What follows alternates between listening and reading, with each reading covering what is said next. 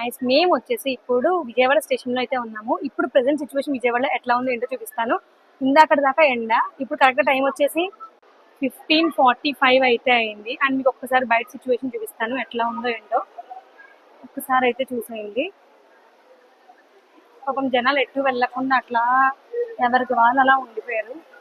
Because ఎందుకు అంటే వర్షం అయితే హోరెత్తేస్తుంది.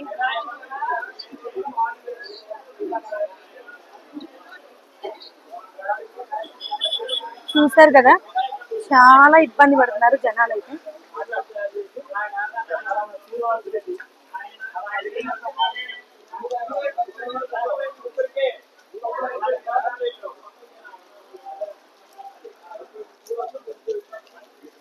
ఎవరికి వాళ్ళకి ఎక్కడికక్కడ నిలిచిపోయారు.